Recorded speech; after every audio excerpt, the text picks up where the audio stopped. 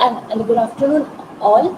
On behalf of the Faculty of Pharmacy, Parul University, I, Dr. Bindya Chauhan from the School of Pharmacy, welcome you all in the today's webinar. And for this webinar, we have a very special renowned personality with us, Mr. Chirag Panchal. It's a great pleasure to introduce you, Mr. Chirag Panchal, to all of you. He has done the B Pharma from the Rajiv Gandhi University and after that, sir has done a master's in pharmaceutical in the technology from the Kelly University like College of Pharmacy in 2011. Sir has started his career being a trainee in the 3 weeks like the trainee in the MNC Sanofi Aventis, and the latest joined in the Gufic Bioscience in the Navsari. After that, the sir has joined in the Gofi Statin Biopharma Company in the Bombay, and almost 3 years I have worked on the dossier submission of to various RO market, including the CIS countries, African countries, in the Latin America, Sri Lanka, and other regulatory markets. Sir has also worked on the preparation of the country-specific like the documents as per the CTD format, ACD, and as per the ICH guide. After that, the sir has joined in the Cipla company in the Bombay, being a deputy manager, and sir having like from the 2000 since like the 14 to the 2019, sir has worked in the Cipla as a deputy manager. After that, the sir has joined in the Novartis company in the Hyderabad in the 2019, and sir is currently working as a manager in the regulatory affairs. Being a team member, sir is mainly working on the global in the global in the respiratory product registration, mainly for the global submission, which include the various companies like the and the non-regulatory countries like the CIS countries, African countries, Latin American, Asian, and other international markets. He is having the expertise on the global different softwares like the TrackWise and the Documentrum. Sir is also doing the preparation and evaluation of the dossier according to CTD format, ACD, and the country-specific requirements as per the registration of the products in the market, along with their updates as per in the ICH like the guidelines. So, if any participant has the question regarding the topic, it can be right up to the chat box, or at the end of the session, we will answer all the queries. So here I heartily welcome sir for the session on an overview of the regulatory affairs in the pharmaceutical industry. Now here I request Mr. Chipanchal sir to start the session. Over to you, sir. Hello everyone. Thank you, Dr. Bindya, for the introduction. Yes, That sir. was my professional background. So, in personal background, I love playing sports like football and cricket, and I'm pursuing my hobby in playing guitar these days. So, that is my personal background. So, coming to the today's topics, as Bindya said, that questions will you can share on chat box, as well as we can I can answer them all the questions at the end of the presentation. So thank you for that. So today's topic for the presentation is the regulatory affairs and overview in pharmaceutical industry. So today I'm going to present or tell you about the field of regulatory affairs and the complete overview how it works in pharmaceutical industry. So this presentation will basically help students who want to pursue regulatory field in their career.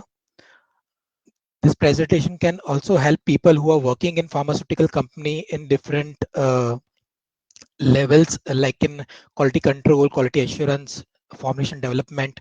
This can help and understand. This will help and understand the regulatory working and the requirements which has to be complete complied to the country guidelines. So this presentation at the end will help you to overlook what are the requirements does regulatory affairs need to comply to uh, get a marketing authorization from the health authorities. So I shall start my presentation. So today's agenda of my topics are starting with the introduction. What does regulatory affairs mean? How does it work? What is the history behind started the originating of the regulatory affairs department, then coming to the roles and responsibilities of the regulatory affairs department, then we'll try to understand what is dossier and what is CTD triangle. What are the contents which makes dossier and CTD? Then we'll try to understand different procedures which we need to follow to submit dossier in European Union, in Europe market. Then the topic is I've tried to enlist few of the health authorities which we need to know how to registration has to be followed. And the last but not least, opportunities in regulatory portfolio. So these are the few topics which I try to cover and put a light into to ensure that I can make you understand what regulatory affairs field works as in. So let us start with the introduction. So first question is, what do you mean by regulatory affairs? So the words tells us regulatory means to regulate, follow the regulations, and affairs means the connection or the relationship. So you can say in a simple words that we have to follow relationship and as well as needs to maintain or make a good connection or relationship. So this is a basic understanding of regulatory affairs term. So I have showed some pictorial diagram to understand the basic of regulatory affairs. So here in the pictorial diagram, you can see the judge who is the authority. Then in middle of it, you can see the advocate. And the lastly, you can see the pharmaceutical people working for the pharmaceutical company. So here you can see that advocate is playing a interface role between the the judge and the pharmaceutical company. So here it will help you to understand that judge is acting like a final authority. So I was represented as a health authority, and pharmaceutical company acts as an applicant. So the person who plays an interface role between them is known as a regulatory affairs personnel. So he takes care of making connection between the pharmaceutical company and the health authority. So he's the only person point of contact of the health authority in which the company has to represent anything they want to. So in the professional term, I would say that this is a profession which acts as an interface between the pharmaceutical industry and the drug regulatory affairs across the world. So it is mainly involved in the registration of drug products in the respective countries prior to the marketing. So whenever you want to market your product in a particular country, you need to get a approval or a marketing authorization from this health authorities. Until unless you get marketing authorization, you cannot market that product in the particular country. So to get the approval from the particular country is the job role of regulatory affairs. This is I am defining in the very simple words. So this is regulatory affairs was also known as a government affairs. This profession started in late 90s or early 20s. The government insisted companies to come up with a role which they can come in a contact, and it helps the easy communication with the pharmaceutical company. So health authorities insisted to develop this profession in each pharmaceutical company. So basically, regulatory affairs person helps governments to protect public health by controlling the safety, efficacy, and the quality of the products, which includes pharmaceutical products, veterinary products, medicine devices, pesticides, agrochemicals, cosmetics, and any other medicines which are included in the regulations. So there are the main three goals of the regulatory personnel. So first of all, they have to protect the human health. Secondly, they have to ensure that they are maintaining the safety, efficacy, and quality of the products. And lastly, but not the least, ensuring appropriateness and accuracy of the product information. So you can see that as they are the interface, whatever regulatory personnel submits to the health authority is been authorized or claimed by the health authority. So they have to take care that the information which product information which they are sharing should be giving the proper quality, safety, efficacy of that particular product. So in earlier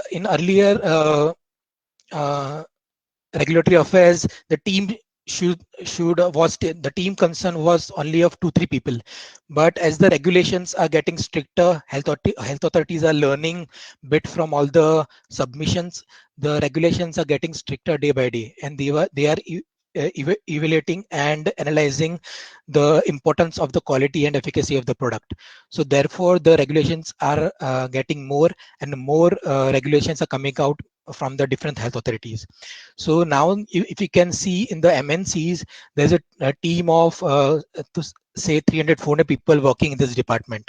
So you can see how this profession is growing day by day, and how the need of this regulatory personnel is increasing day by day. So this is another choice of a career which all the students or the background people can take it up, or any science background people.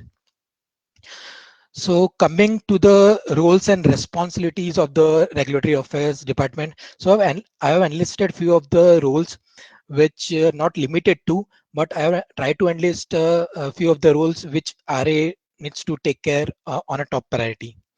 So first is act as a liaison with regulatory agencies. So as I said, regulatory personnel have to act as a communicator with regulatory affairs agency or the authorities. This is a prime role of regulatory affairs department.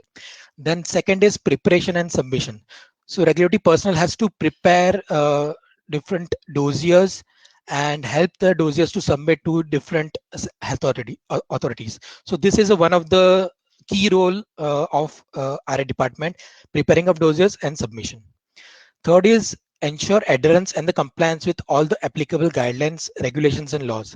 So RA has to take care that they have to adhere or be compliant with all the regulations defined by different countries or the health authorities in their particular federation. So if the laws getting updated, then they have to stick to that laws, and with that laws they have to be compliant. If there is a non-compliant activity, then pharmaceutical company has to bear that impact. So RA has an important role in adhering and be compliant with the regulatory guidelines. Then providing expertise and the regulatory intelligence in translating regulatory requirements into practical workable plans. So here I want to highlight that RA is having key role in accompanying or educating pharmaceutical industry, educating in regulatory aspects, what the documents are required to be developed or to be evaluated for the submission.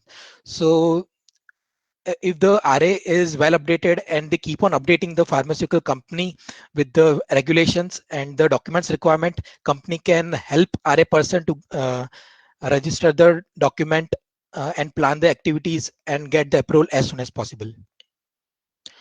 So last is advising companies and regulatory aspects on a climate that would affect the proposed activities. As I said, that they have to guide the companies and the uh, documents which are to be generated.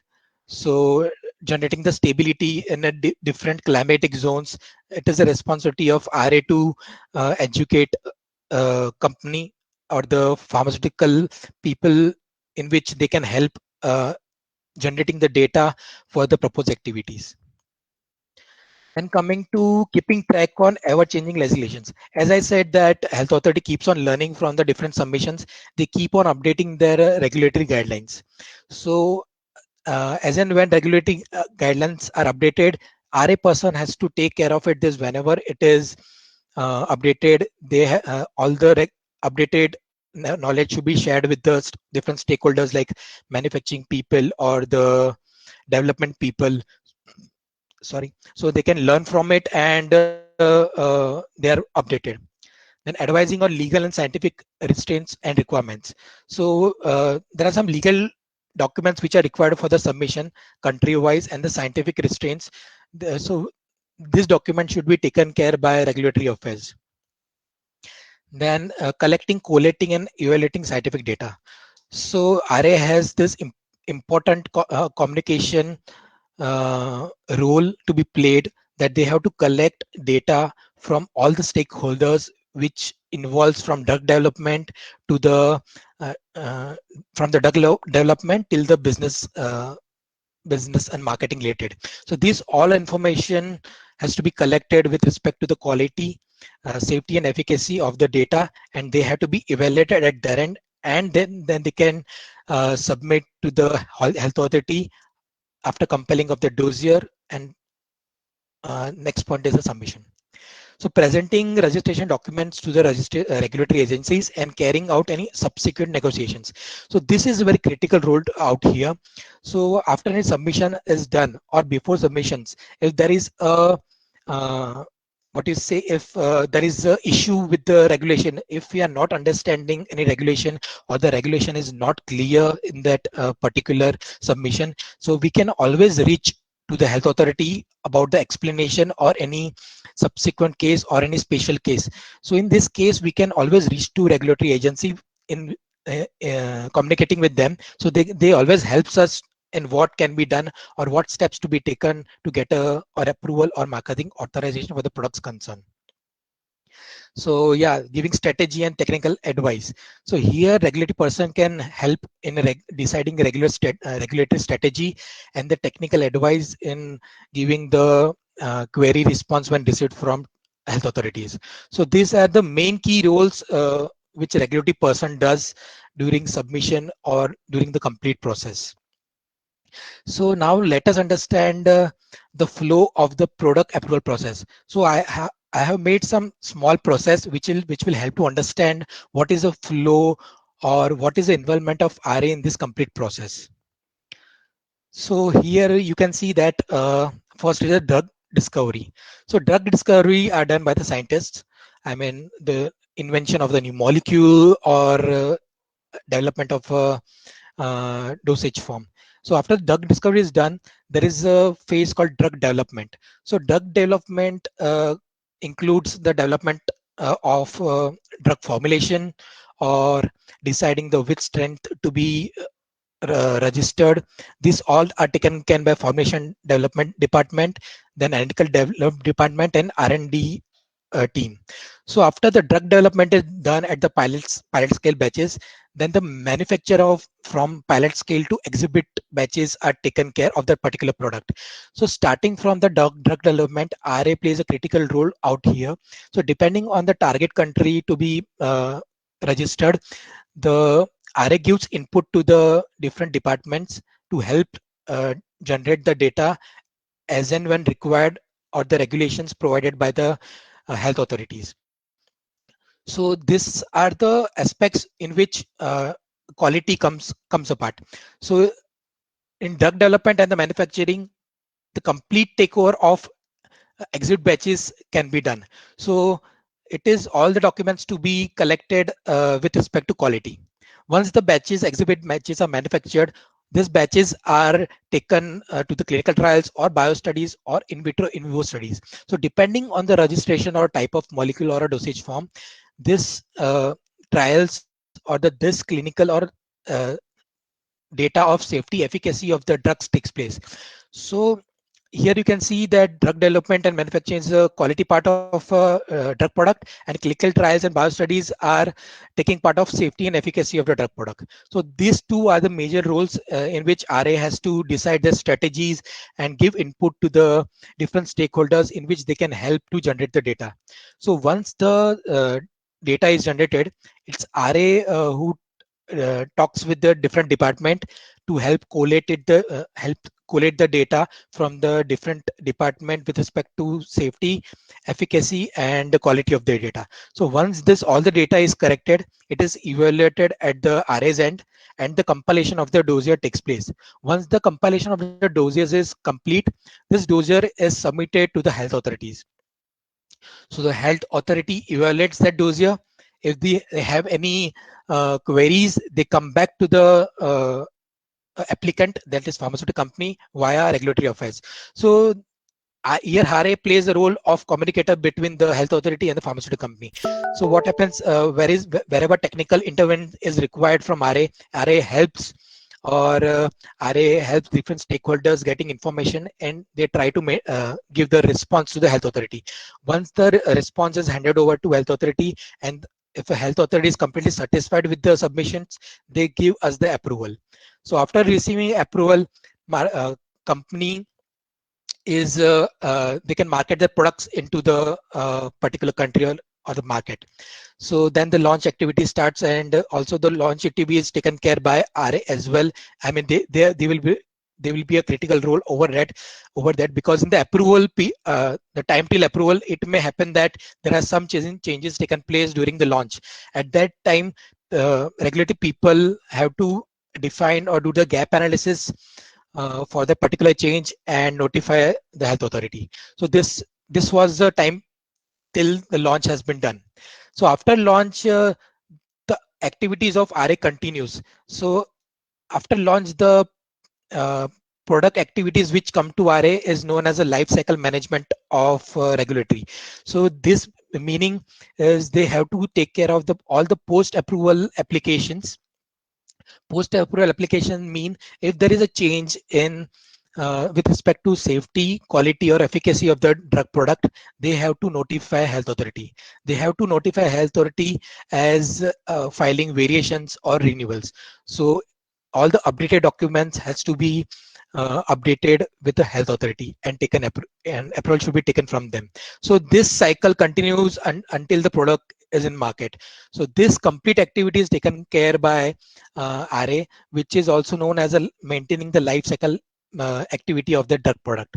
So this was a very short I mean the flow chart of product approval process and the life cycle management of it. So compliance with the regulatory requirement is very necessary at each and every point. So next is involvement of regulatory affairs in pharmaceutical industry. As I said in above slides, that regulatory personnel in the regulatory affairs should have a good knowledge of all the documents related to the respective country guidelines.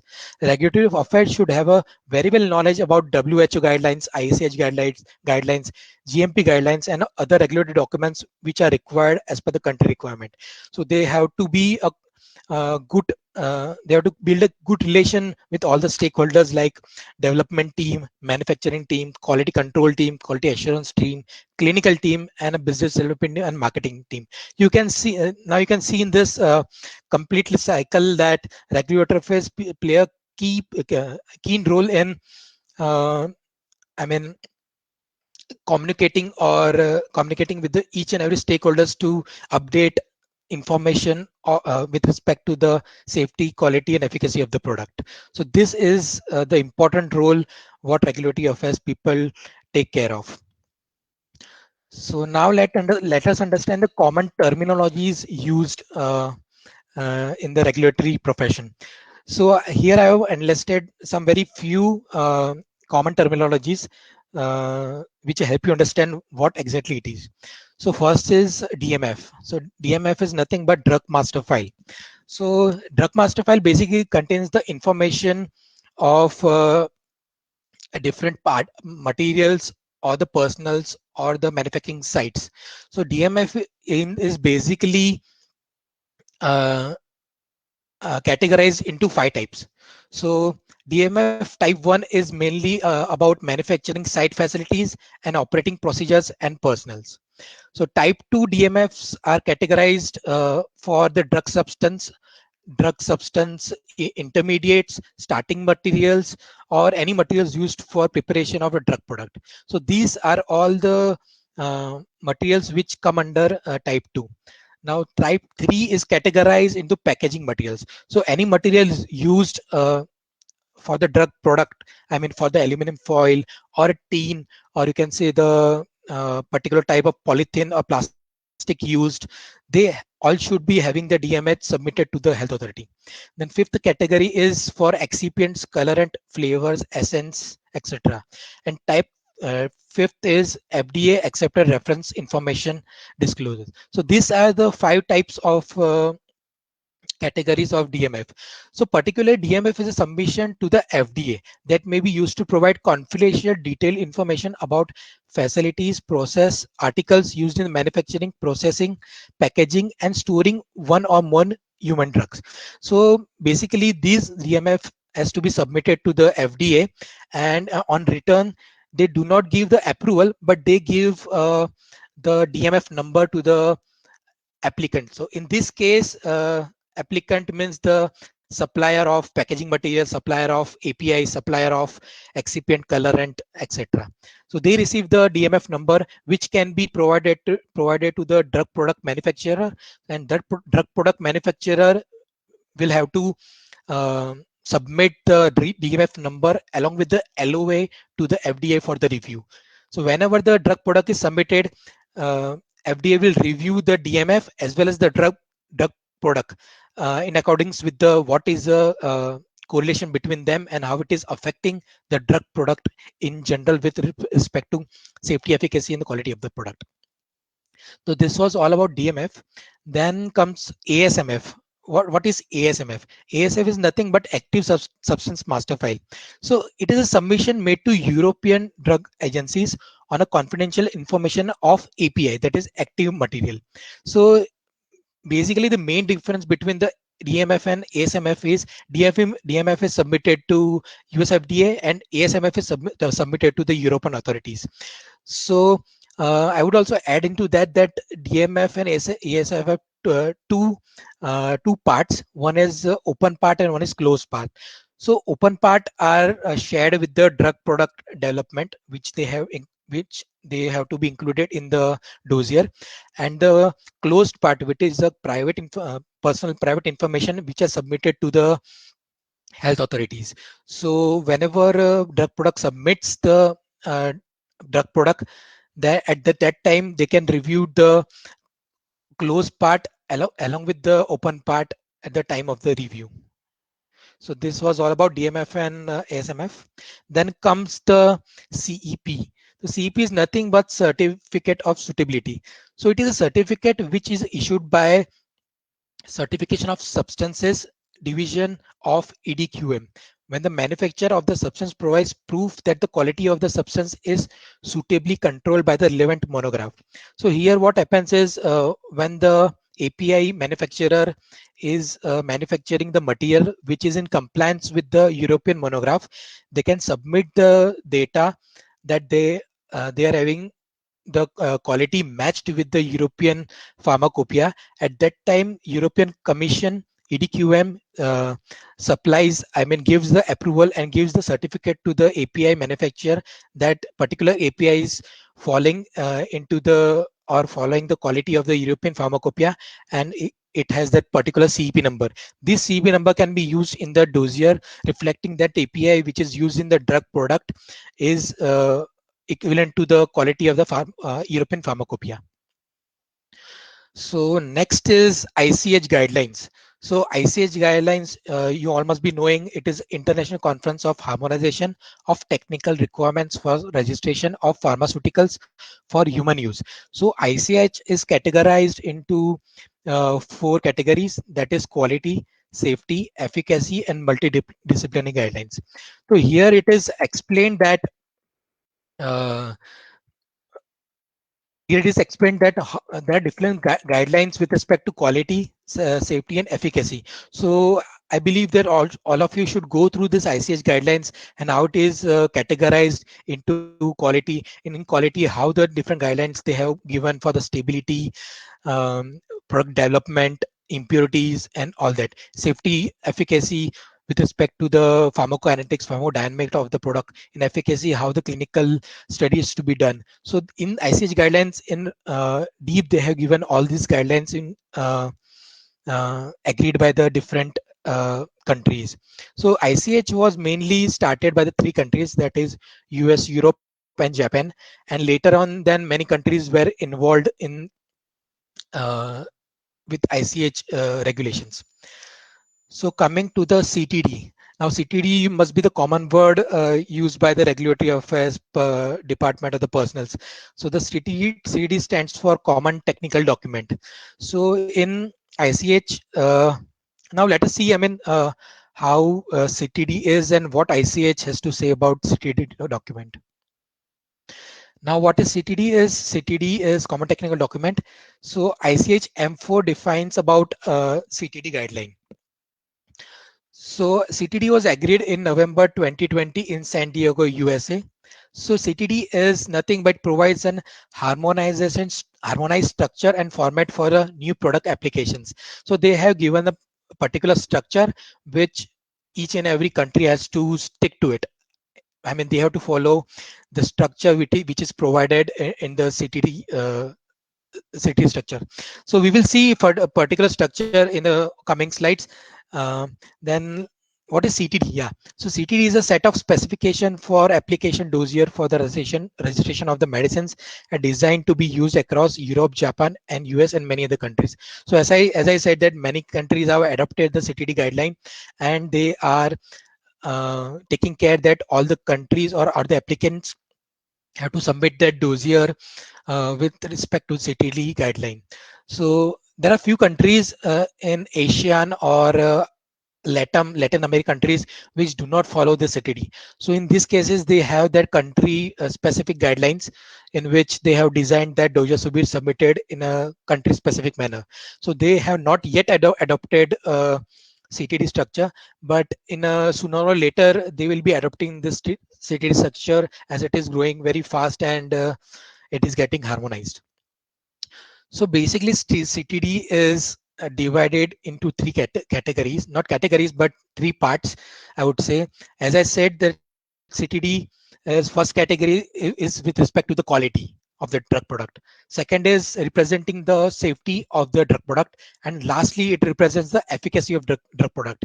So CTD is compiled of basically 5 modules, and it is distributed evenly into that into that CTD structure. So let us see how it is distributed, how the 5 modules are structured. So this is very well explained in the CTD triangle. So here we can see the CTD triangle. So module 1 is with respect to the administrative and prescribing information. And this is not a part of a CTD. We will see why it is not a part of a CTD. Then module 2 is mainly covering the overview and summary of module 3, 4, 5. So module 2 is basically the quality overall summary and overview of clinical and non-clinical data. So these all summaries and overview are included in module 2 with respect to quality efficacy of the product of module 3, module 4, module 5 respectively. Then module 3 is with respect to quality of the product. So here in quality, we have a subdivision into drug substance and the drug product. So here it what all says about the quality of the drug product. So we have to take care how we have to submit the documents how the quality of the drug product is maintained. So this all complete module takes care of it. Then comes the non-clinical study reports. The all non-clinical study reports with respect to pharmacodynamics, pharmacokinetic studies, and all the studies are involved in module 4. So all the sections are with respect to non-clinical studies which reflects the safety of the drug product are included in module 4. Then lastly, module 5. So module 5 takes care of the clinical studies proving the efficacy of the drug product. So this module reflects the how efficient is your drug product, how the clinical trials are done on this product to prove that how efficient is your product is. So this is the complete CTD triangle distributing module 1 to module 5. Now we will understand what each module is subdivided into. So starting with module 1, as I said in starting that module 1 is not a part of CTD. Why it is not a part of CTD? Because see, as I said, module 2 to module 5 is a structure format. It is decided by the ICH that this is a structural format and you have to stick to it. But in module 1, uh, all the requirements are basically with the regional requirement, and I mean to say the country specific requirement. So module 1 specifically includes application forms, approval certificate like GMP, FSA certificate, manufacturing license. So in some countries they may ask the GMP with apostille, sorry, GMP with notarized certificate. Then in some countries, the labeling requirements are very different. So labeling requirements, I mean to say that in some countries, they ask for the embossed name or embossed name of the drug should be embossed. Then in some countries it should be like particular line should be included. So depending on the country's requirement, label requirements also get changed. The requirements of the PIL, that is patient information leaflet, and SPC is summary of product characteristics. So these the what information or the what data should be included in this details varies from country to country. So if you see that in all these requirements, it is not specific, or it is not very bound to that we have to submit the data. It varies from country to country. So we have said that module 1 is not a part of a CTD. It can vary from country to country, and the content format of this module can be specified by the relevant regulatory authorities. So this was all about module 1. So to conclude, module 1 is more about regional information and not the information which is with respect to quality or more of safety efficacy. It is more with respect to the informing on the regional or the regional requirements which are specified by the regulatory authorities. Then coming to module 2. So as I said, module 2 mainly includes the common document summaries or the overviews or the tabulated informations from module 3, module 4, and module 5. So module 2 is subdivided into 2.1 to 2.7. So 2.1 is table of contents. 2.2 is introduction. Introduction is nothing but we need to give small information about the drug product, their indications, their usage, and some of the few things. And this introduction is consists of only one page, 1 or 2 page maximum. We should not include more information more than that. Then 2.3 is uh, quality oral summary. So as I said that this information is clubbed it out from module 3. So we have to summarize the information which has been given in module 3. So this mainly includes 2.3s, that is substance part, and 2.3p, which consists of product part. So this has to be summarized in very few pages, and it should be included into quality oral summary. Now talking about 2.4 and 2.6. Now non-clinical overview and non-clinical written tabulated summaries. So this 2.4 and 2.6 includes the non-clinical part. So this part includes the documents or information tabulated or concluded from the module 4.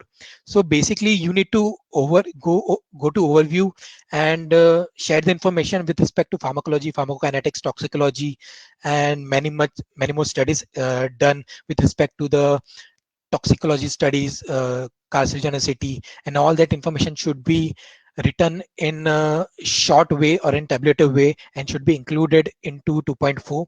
And the information with respect to distribution or absorption, metabolism, excretion of the particular drug product should be included in 2.6. So this is the information which we have extracted from module 4. Then comes 2.5 and 2.7. So 2.5 and 2.7 are the data extracted from module 5. Module 5. So you need to reflect the data or the results or the conclusion what we have done in module 5. I mean which studies, which clinical studies has been done, and what was the inference from the studies. So it should be included into 2.5 and 2.7. So I would suggest that whenever you're comparing the module 2, I mean 2.4 to 2.4 2.5 sections should not have more than 30 pages, and 2.6 and 2.7 section should not have more than 100 to 150 pages. It is this all guidelines, I mean this all information is accessed and available in ICH guideline, and they have told us to follow strictly with that information. So mainly module 2 helps the reviewer or the health authority to understand what the product is up to and what registrations are taken care of.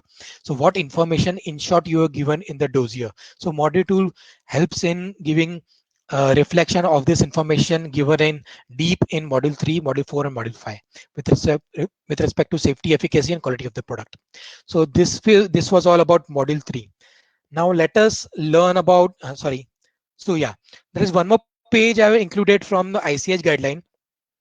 So here you can see that what are the subsections which has to be included into it, and they have clearly mentioned that it should not be controlled to 2 the red, yeah, yellow highlighted area.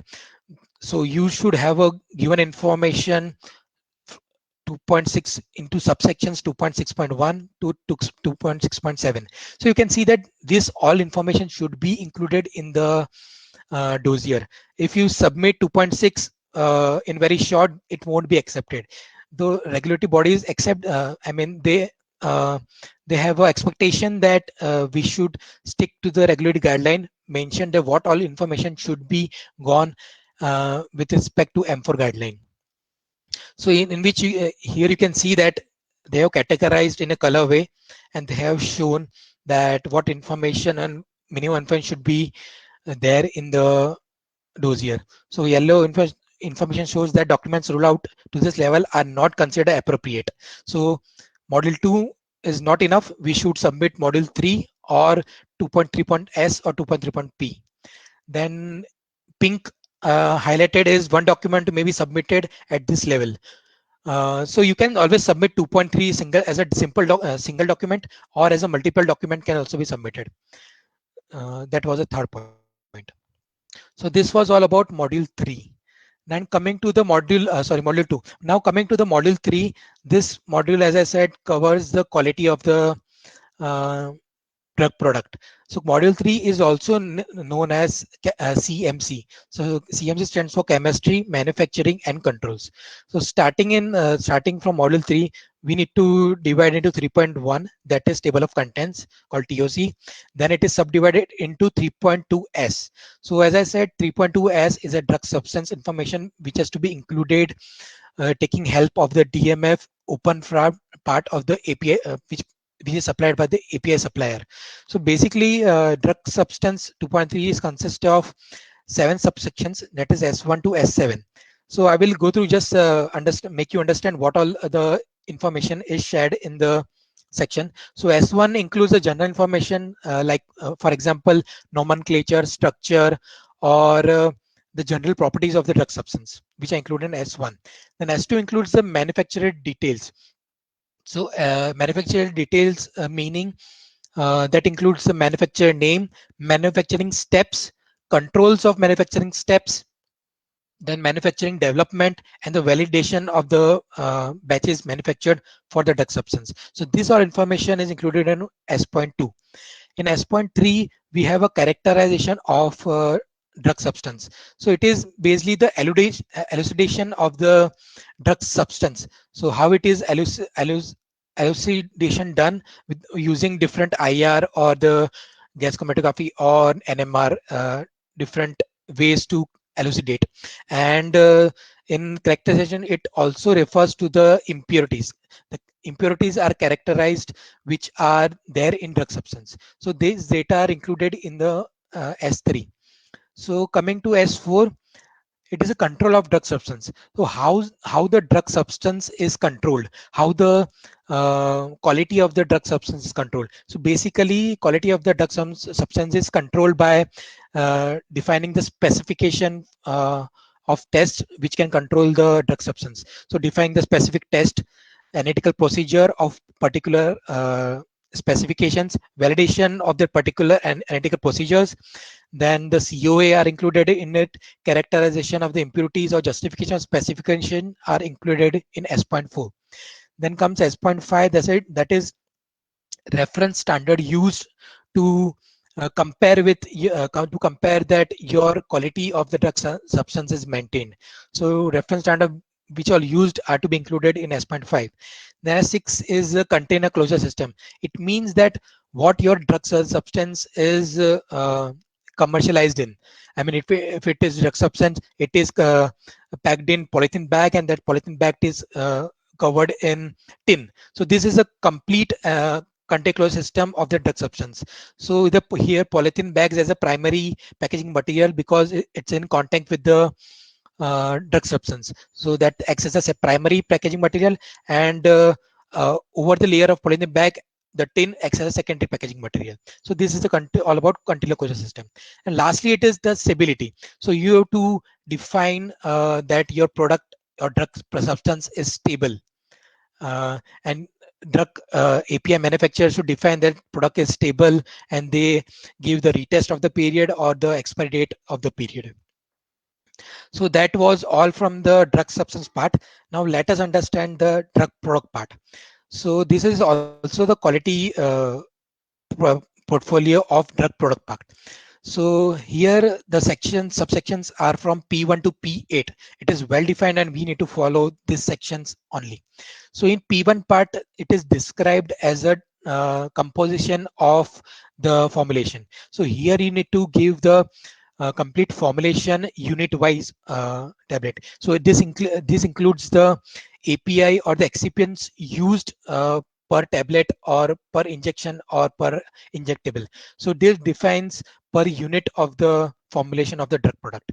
So this information is very minimum, and this helps to understand the which formulation you have built it for.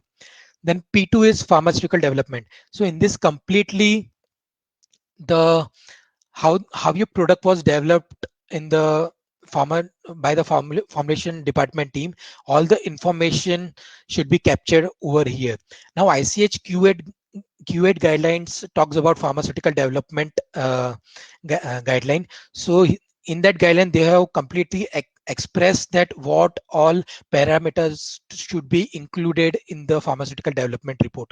So everyone who is following this uh, strategy during development, it's RA people to intimate the formulation development team that they should follow this guideline of Q8, and it should pharmaceutical development report should be prepared in that manner only. So ICH Q8 guideline can help for generating this report. Then comes the P3, that is manufacture. So this data, this section includes the detail of the manufacturer of drug product, how the manufacturing of drug product is done, what are the critical steps which are to be taken care, that is to be mentioned in this dossier section. Then how the validation batches were done. So all the validation batches information should be shared in this section. And this all manufacturing related information has to be captured in this section. So this includes how your product is manufactured and what are the control parameters you are taking care to maintain the quality of the product. So this is the section which takes care of. Now P4 is the section which takes care of the control of excipients, how you are maintaining the quality of the excipients in the pharmaceutical in your company. So this all information is captured in this section. So in this section mainly you share the details like what excipients are used, what excipients are controlled by which specifications, which analytical procedure are used, which validation is done.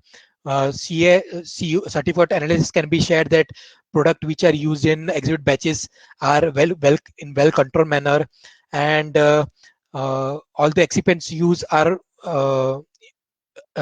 following the TSC BSc certificate with them.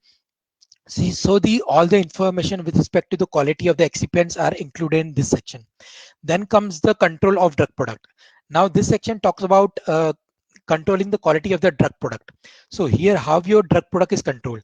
So drug product, so there is a set of specifications how you're maintaining the quality, the specifications explaining their analytical procedures, how they're validated, how the validations are being carried for their validation procedures, how the certificate analysis shows that the exhibit batches which are manufactured are under good quality of the drug product, then the impurities which are cascaded from the drug product are well within control.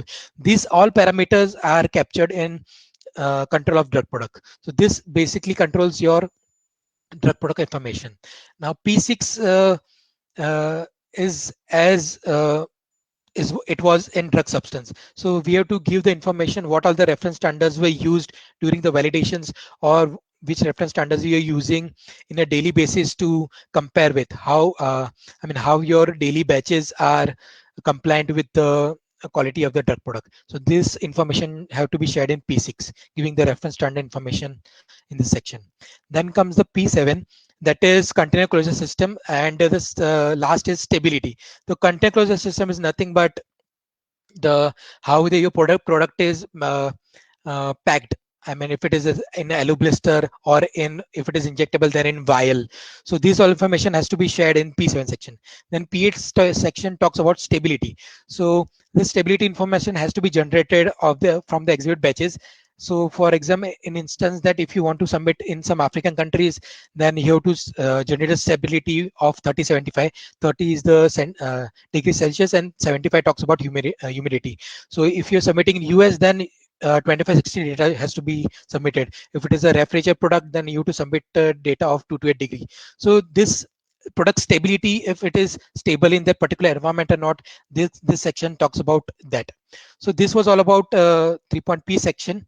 Then comes the subsections as I explained you, but as showed in the uh, presentation, I am sorry, I have taken this screenshot from the ICH guideline, so it is bit small, but you can always refer the guideline for clear view.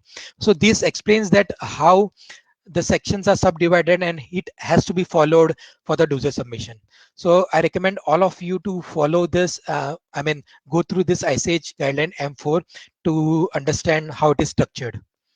Then coming to 3.A category, it is basically the information which is implied that if you are submitting dossier for biotech products, how integrity of the product are you maintaining? So that information goes in A1. In A2, the information goes if there is how to show that antiviral products to avoid the cross contamination of the products. So the particular information you should gather from the manufacturing site, and to show them how best the company is taking care to avoid the cross contamination. So this information has to be sent in 3.A2 document, and A3 document A3 section talks about excipients. Then talking about 3.2 are regional information. This is also vary from country to country. So in US, Europe, they ask about the data of BMR exhibit batches, BMR, BPR in this category. So in Europe also they ask for the process validation scheme or the CP certificate to be submitted in this section. So it depends on country to country what information they are asking. We need to supply that information into in 3.2 our category. And 3.3 talks about literature references. Whatever references or literature you have referred, you should analyze that references in this category. So this was all about module 3.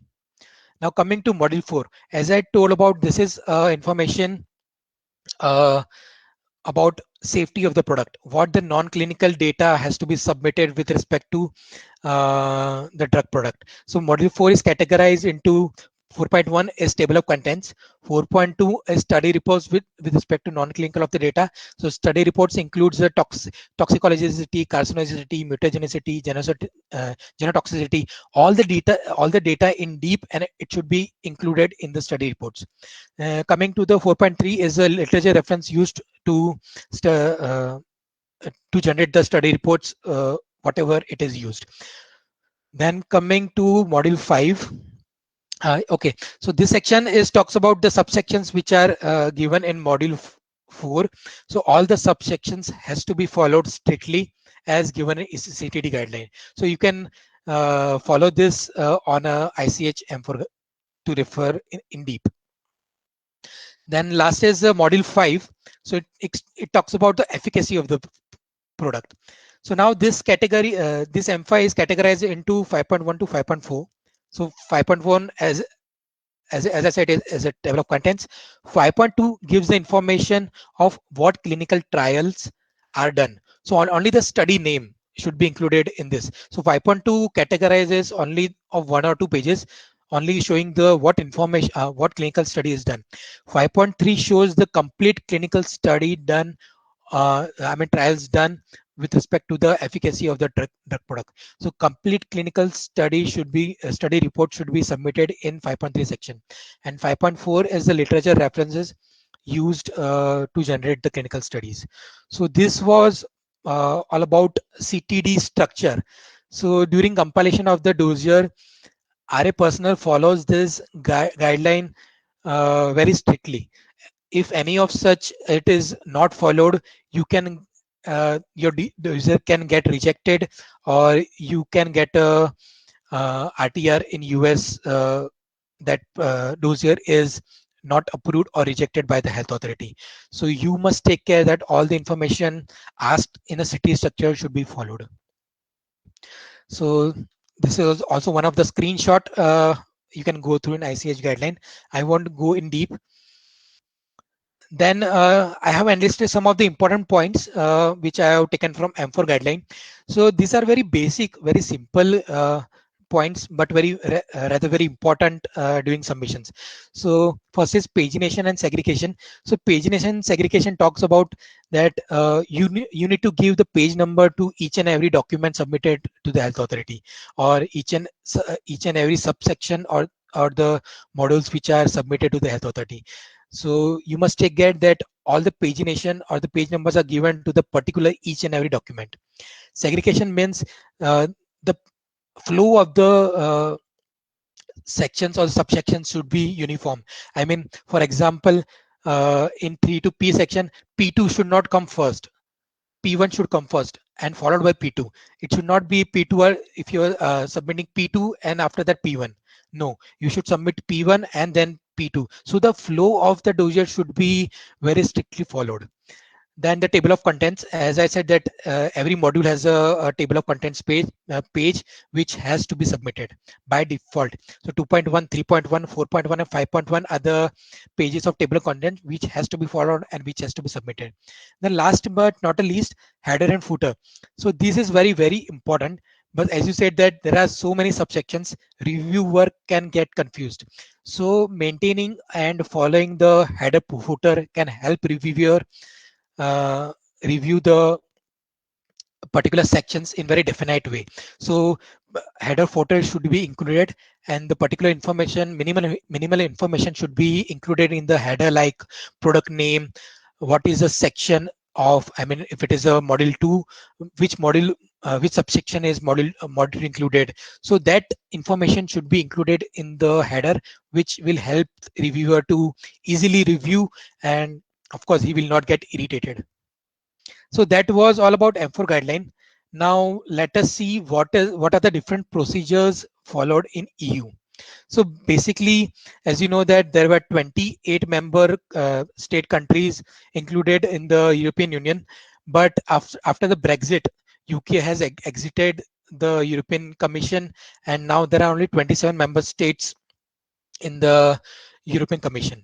So basically, there are four types of procedures which they follow. We'll look into individual in a very brief way, so you can understand what different procedures can be followed.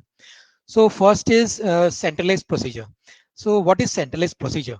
Centralized procedure is like you need to submit the dossier to the EMA. EMA is the European Medicines Agency, and if you submit to the European agency, they will evaluate and they will give approval.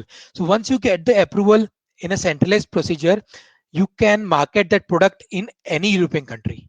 So you need not to take approval from each and every country. So this is the approach of centralized procedure.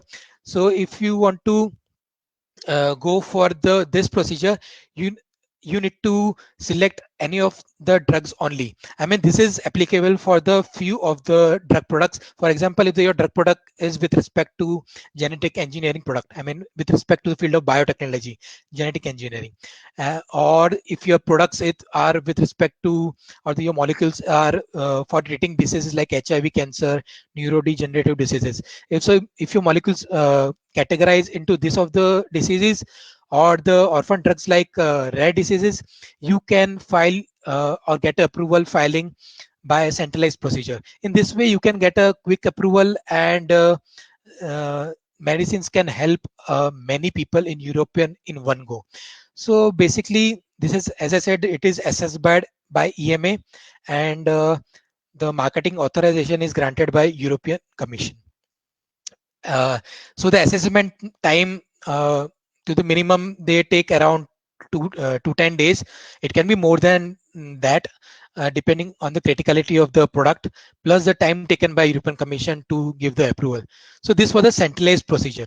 So now let us look upon national procedure. So national procedure talks about, if you want, I want to market in some European member state like Germany. So I will approach the German health authority. I will submit the dossier to them. They will review my dossier and they will give me approval. But in this case, I can only market my product into Germany only. So this is called national procedure. You need to go to the every member state, take your approval and market your products. So this is a short description, I mean a small understanding about national procedure. So assessment time is taken by the national procedure is 2 to 10 days. Now let us understand what is decentralized procedure. So decentralized procedure is like, uh, if you want to submit your product in one go into many countries. Now you will ask me that I can go with centralized procedure, but as I said, if your molecule is not categorizing into the special molecules, you cannot file as a centralized procedure. So you need to go by decentralized procedure. So in decentralized procedure, you can get a approval in one go. So how it works? So for instance, if you want to take approval from 3 countries, for say Germany, France and Belgium. So what you can do is you can select any member state, and you can select a member state as a reference member state, that is called RMS. So you need to select that reference member state. So instance, if we take Germany as a reference member state, so what Germany will do, we need to submit the dossier to Germany. They will evaluate your dossier and they will prepare a assessment report. After the assessment report is generated, they will submit this assessment report to the CMS countries. So CMS is nothing but concerned member state. So as I gave example of France and Belgium. So these they will act as a CMS. So Germany is a RMS and France and Belgium are CMS. So this reference assessment report will be submitted to the CMS countries. What CMS countries will do, they will access and assess the report which is generated by the RMS. They will talk to the RMS about if any deficiencies or if they have any concern. If they do not have a concern, they will talk to the RMS that we don't have any problem, and RMS will grant the authorization. So in this way, you can get approval of drug product or a molecule in a decentralized procedure in one go. So you can get approval of many countries by submitting dossier in one go. So this is a decentralized procedure. Also, you should take care that none of the countries this is applicable to that drug molecule is not registered in any of the member state. And lastly, the mutual recognized procedure. So the MRP procedure is applicable if your product have marketing authorization in one of the EU country. So if you have a registration in one of the European country, and then you want to get it registered in many countries in one go, at that time you can go and follow this mutual recognition procedure. So this will help you to get approval in one go. So evaluation remains the same as DCP. One country will act as a RMS and the rest of the countries will act as a CMS. So the assessment time is 210 days plus the 30 days which are taken by the national phase. I mean the CMS countries which are evaluating on based on the assessment report. So these were all the I mean the procedures which are involved in the different submissions. So here I have enlisted few of the important health authorities which you can go through. So for example, USA has a Food and Drug Administration. UK follows MHRA. I mean their health authority is named by MHRA. Australia TGA. India CDSCO. Canada is Health Canada. Europe EMEA. and so on. So I just enlisted few of the health authorities. You can go to their websites to follow or to go through the guidelines or the regulatory guidelines which they have very defined well to be updated. So here are the few other opportunities in RA. I mean, in RA also there are different opportunities. I mean, regulatory associate, regulatory CMC experts. So CMC experts look after the module 3 area, quality of the product. Labeling expert. So labeling expert here looks only for the labeling. So this field is also evolved in few of the MNC companies. Regulatory publisher. So in publisher, what happens? These people help in publishing your dossier to the health authorities via ECTD publishing tools like Xtido, Educe, Lawrence. These are the few of the publishing tools and their guidelines. So regulatory publisher only helps in publishing your dossier to the health authority via ECTD publishing tools. Then regulatory writer helps to write and writing dossiers in a quality and safety efficacy way. CMC facilitator is people who sits in a manufacturing plant and helps in obtaining the documents needed for CMC compilation. Then regulatory intelligence is a currently growing field. People are, I mean, as the artificial intelligence, even there is a regulatory intelligence. Uh, I mean, learning from own mistakes. So they create a databases of the product submitted to the health authorities, a common deficiencies which come upon, we can work in that data in that what you say to resolve it. So in next submission we can take care that the same deficiencies are not again asked by the health authorities. So this helps to reduce the deficiency queries raised from the health authority and faster approval. So regulatory compliance, I mean, there's a separate people who maintain the databases of the regulatory updation country wise, so they can take care. And lastly, clinical and clinical specialist. So these are the important guidelines which I have enlisted, which you can follow. That's it. That's it from my side. So if you have any questions, please. Yeah, Bindya, that was from my side. If you have any questions or anyone wants to ask some question, please. Right, sir. If anybody having any question, anybody can ask it. Now the session is open for the discussion. So I'm Dr. Vivek Srivastava, working as associate professor over here. I have got a question for you, and in fact, I just want to know that in a fast forward condition, like if you want to launch some drug for the corona, then how challenging it is and what sort of the documents you have to prepare in that condition. Yeah, so as I said, we have to follow the regulations, but as you said, we can submit the dossiers with respect to, as you said, the vaccines which are required for corona. So these submissions are taken as a fast track submissions by the health authority. They understand the scenario for the requirement of these vaccines. So what they will do is they will keep aside the rest of the submissions or the applicants, and they will take this submission as on a fast track basis, and we can get approval of the submissions on a quick time. But the data required with respect to the quality, efficacy, safety of the product, we need to submit all the documents required by the health authority or defined by them in all the regulations. Because sir, in such a short interval, where in 3 months or 7 months or 9 months they have conducted the clinical trial. Yeah. So we do not have the sufficient data in that case. Yeah. So leave apart the vaccine, even if we launch for some drug molecule, say we have also got a molecule which is similar to remdesivir or any other antiviral molecule that we want to launch in a fast mode. Correct. So what are the specific documents that they will be asking for them? Because clinical data is not available. There are very few clinical data. Then in that condition, their concentration will be on what thing actually? Correct. So that's a good question. I mean, health authority always sees that how the molecule is well established in the market. I mean, remdesivir is established molecule. So they will always refer to the literature references, all the clinical data, which many which we can obtain from different international journals.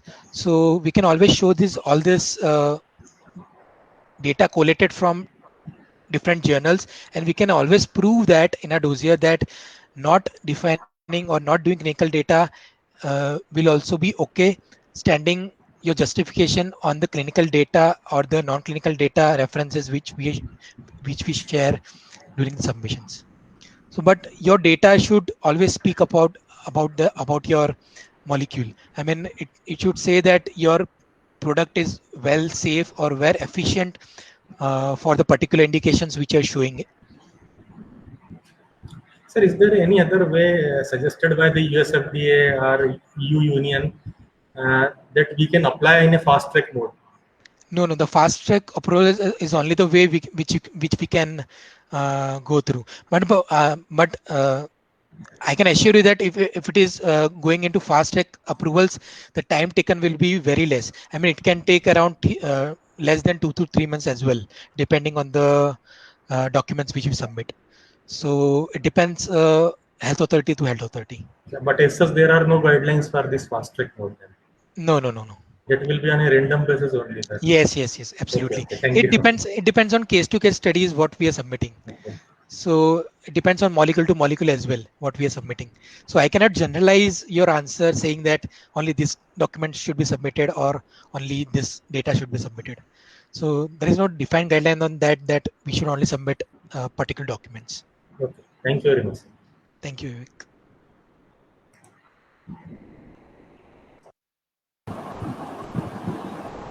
Thank you, sir. If anyone having any other question,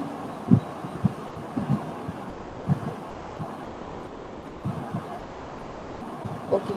So in case if anybody is having any question, we people are going to share the feedback form. So in that, you Also, you can everyone reach. can Sorry, Bindia. answers. Sorry, Dr. Bindia. I mean, Yes. if anyone after the presentation, if anyone has the query or need more information, they can always reach to me on my Gmail ID and LinkedIn on any given time. I will be happy to help. Yeah. And I have also shared the feedback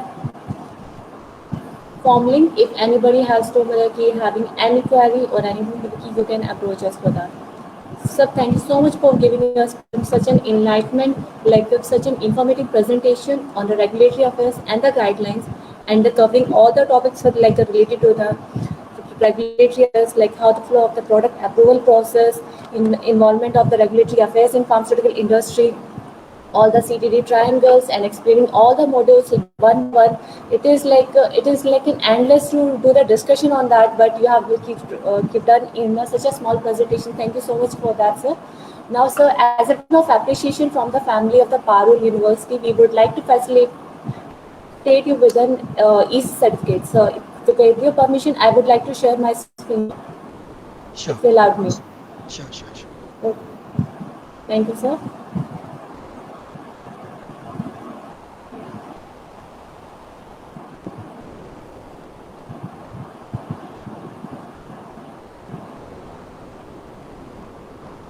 Sir, are you able to see the screen now? Yes, I can.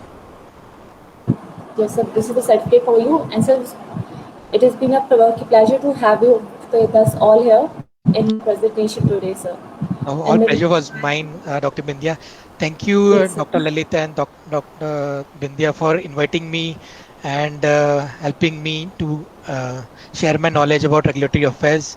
I was happy to share my what you say the knowledge to the faculty and to the people who are joined over here. So thank you all of you joining in the webinar and helping me out. Yeah, thank you. Yep, thank you so much, sir. I have shared the feedback form, so everyone will kindly fill that form. Okay, so here the end of the session. Thank you, everyone. Have a good day. Thank you. Thank you, sir.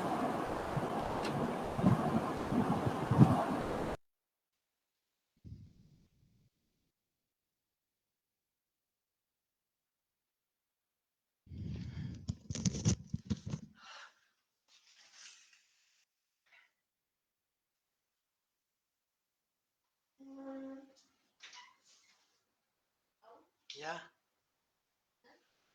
Yeah. Come. Still there on Facebook.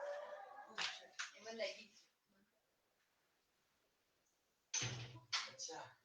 Facebook में लगा आपको? Pleasure to have you with us all here in presentation today, sir. Good. All pleasure was mine, Dr. Vidya. Thank you, Dr. Lalita and Dr.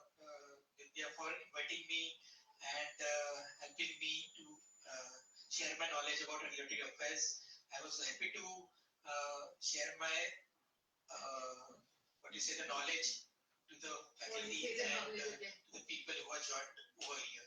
So thank you all of you joining in the end में जाओ तो give me out. Yeah. हाँ जो चालू है Facebook पर जो चालू है and the yeah वो बता रहा था so please go ahead and Thank you everyone. Have a good day. Please, Thank you so so much. अगर हमारे लिंक कर लेवा आगे हम तो सैटरडे कॉल करवा मेरे से सर्टिफिकेट